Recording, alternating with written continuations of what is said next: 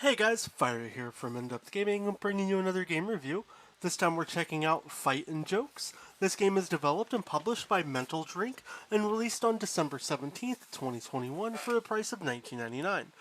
FightNJokes is it's a fighting platforming style game where you're going to get presented with about 6 to 10-ish rough characters that you can kind of play and compete with. It's going to be very similar to games like Mortal Kombat, where your characters are going to have a handful of moves. Now, with FightNJokes, there's not too many moves that the characters have, but the game does offer you a little bit of customization to adjust your experience, as well as bonus characters, movesets, and things that you can unlock while progressively playing.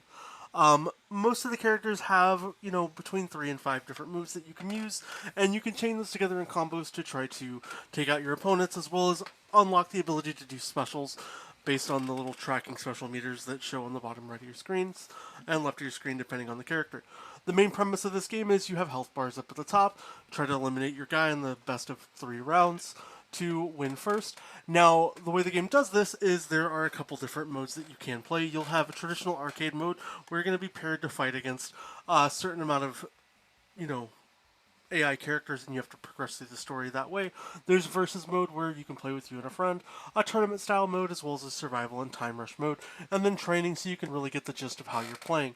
Now, as far as the characters, you're going to get 10 initial characters to start with in the game, but you are going to get the opportunity to unlock special versions and iterations of these characters, as well as additional characters later in the game that you will unlock as well to progress and play with. Now, this is a local style game, so there's no online multiplayer, unfortunately, so despite with COVID, like I've said in many reviews for games that have came out in the past, year and a half now, that unfortunately, if you don't have people to play with locally, you really don't have an option when it comes to doing multiplayer with this game. So I will keep that in mind when it comes to if you decide to want to pick up the game. As far as the controls and standpoints for the game, there's nothing that's too super innovative. Now there's this Diamatello type move sets that you can do to do like these special moves, but you won't unlock the ability to do those in characters until each character has progressed through the main kind of arcade mode where you've beaten everybody at least once, and then abilities to unlock special characters. As far as the achievements, you just need to playthrough runs with all the characters and then use their special moves that you'll eventually unlock the patterns to. Now, the game doesn't tell you how to do these moves. You will need to look them up and figure out how to do them with guides.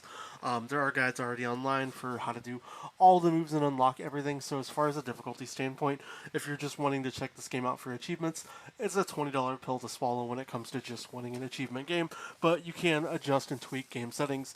Now, as far as the game settings that you can tweak and adjust, the game presents you with a little bit of options in that sense, where you can adjust things like the difficulty level of the enemies, the damage, how long the rounds last, and how many rounds you have to play with, as well as high scores. And the extras are kind of just, this is where you can go for your movesets.